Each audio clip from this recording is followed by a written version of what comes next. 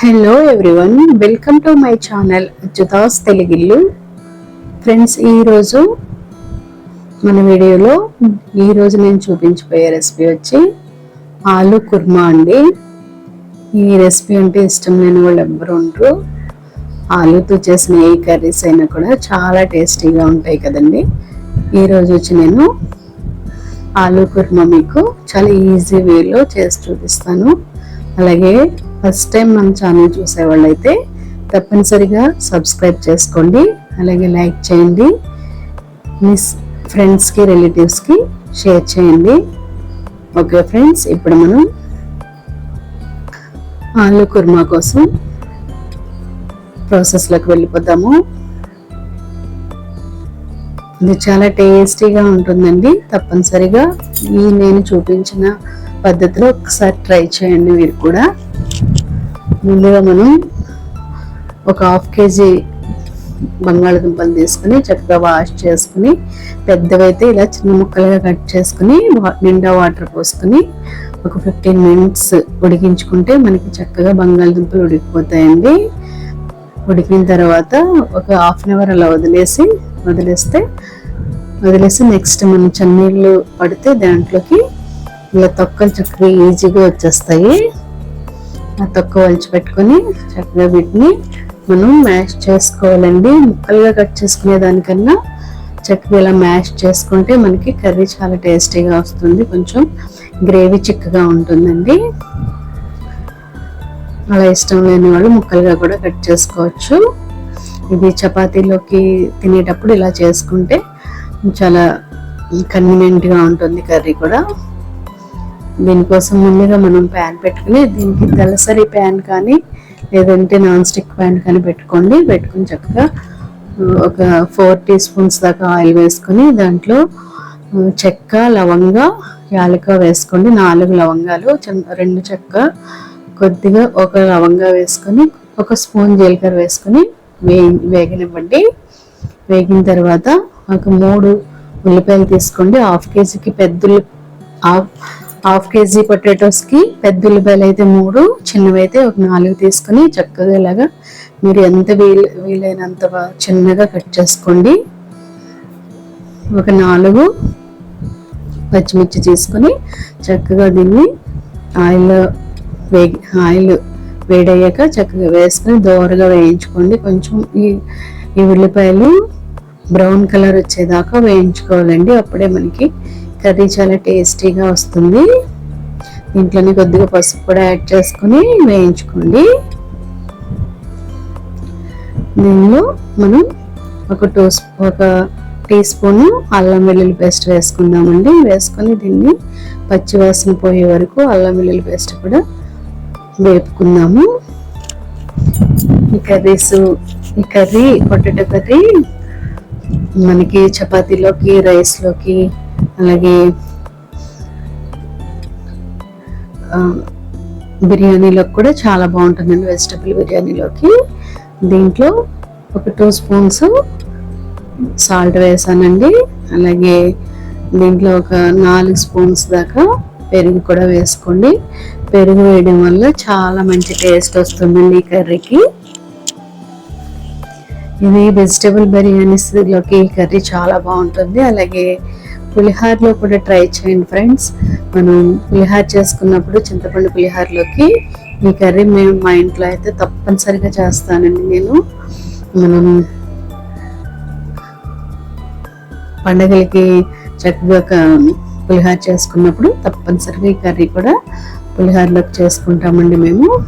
ఇలా చక్కగా పెరుగు వేసిన తర్వాత ఆయిల్ అంతా పైకి వచ్చేదాకా మగ్గించండి. తర్వాత ఒక స్పూను ధనియాల పొడి, అలాగే ఒక 1/2 స్పూను జీలకర్ర పొడి వేసుకుని కలుపుకుందామండి. అలాగే దీనికి సరిపడగా కారం కూడా వేసుకోండి. సరిపడగా అంటే నేను ఒక 2 teaspoons వేస్తున్నానండి. ఎందుకంటే మనం పచ్చిమిర్చి కూడా వేసాం కదా. ఇప్పుడు కారం కూడా వేసాక చక్కగా మళ్ళీ ఒకసారి కలుపుకొని, ఈ గుజ్జు ఎంత బాగా వేగితే మనకి ఈ కర్రీ అంత టేస్ట్ వస్తుందండి. అందుకని మీరు మీడియంలో కానీ సిమ్లో కానీ పెట్టుకొని చక్కగా ఇలా కలుపుకుంటూ మధ్య మధ్యలో వేయించుకోండి. నెక్స్ట్ వచ్చి మనం ఒక 2 టమాటాలు తీసుకొని దాన్ని మిక్సీలో మనం ప్యూరీ లాగా చేసుకొని దాన్ని కూడా యాడ్ చేసుకుందామండి. ముక్కలుగా కూడా యాడ్ చేసుకోవచ్చు. ప్యూరీ అయితే మనకి గుజ్జు ఎక్కువగా వస్తుంది. దీన్ని కూడా ఈ టమాటా గుజ్జు కూడా పచ్చిదనం పోయేదాకా చక్కగా సిమ్లో పెట్టుకుని మగ్గించుకోండి. ఒక 5 మినిట్స్ టమాటా గుజ్జు వేసిన తర్వాత కూడా ఒక 5 మినిట్స్ మగ్గిస్తే మనకి టమాటా గుజ్జు పచ్చిదనం పోయి మంచి టేస్ట్ యాడ్ అవుతుంది.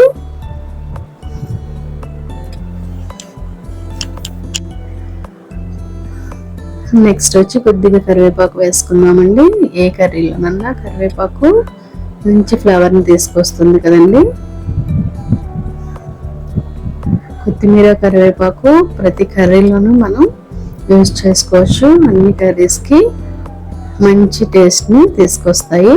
నెక్స్ట్ వచ్చి మనం దీంట్లో గ్రేవీ అంతా ఫ్రై అయింది కాబట్టి దీంట్లో వాటర్ పోసుకుందాము. ఒక 1/2 లీటర్ వాటర్ పోసానండి నేను.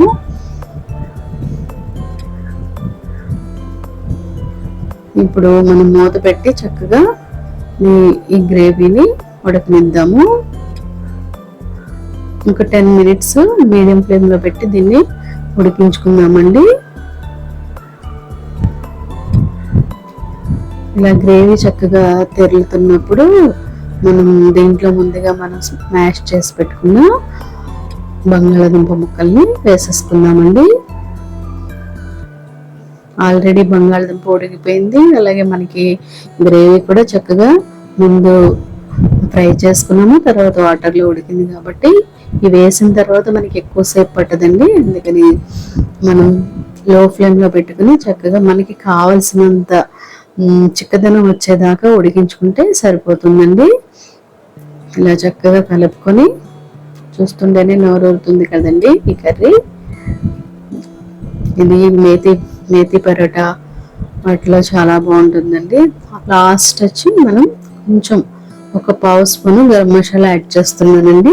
అలాగే దాంతోపాటు కొద్దిగా కసూరి మేతి కూడా యాడ్ చేసుకొని ఒకసారి కలుపుకొని మూత పెట్టేసుకుని ఒక 5 మినిట్స్ మనం మూత పెట్టుకుని మగ్గించుకుంటే మన కర్రీ రెడీ అయిపోతుందండి. కన్సిస్టెన్సీ మనకి కావాల్సినట్టుగా మనం ఉంచుకోవచ్చు. ఇలా మనకి బాగా దగ్గరగా కావాలనుకుంటే ఎక్కువ టైము ఉడికించండి. లేదంటే మనకి కన్సిస్టెన్సీ సరిపోతుందంటే మనం చక్కగా ఇప్పుడు ఆపేసుకొని కొత్తిమీర చల్లుకుంటే మనకి కర్రీ రెడీ అయిపోతుంది. ఒక్కసారి కర్రీ ఇలా కూడా పొటాటో కుర్మా ఇలా కూడా మీరు ప్రిపేర్ చేసి చూడండి, చాలా బాగుంటుంది.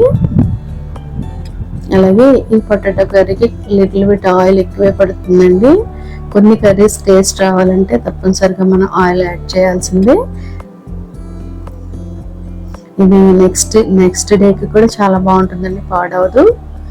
లాస్ట్లో మనం కొత్తిమీర చల్లి స్టవ్ ఆఫ్ చేసేసి డిష్ అవుట్ చేసుకున్నామండి.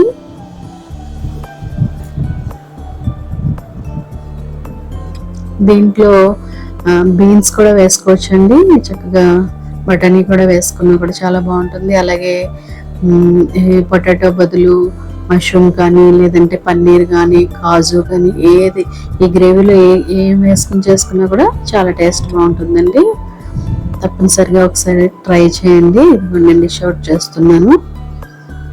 Okay friends, thank you watching for my channel. Bye.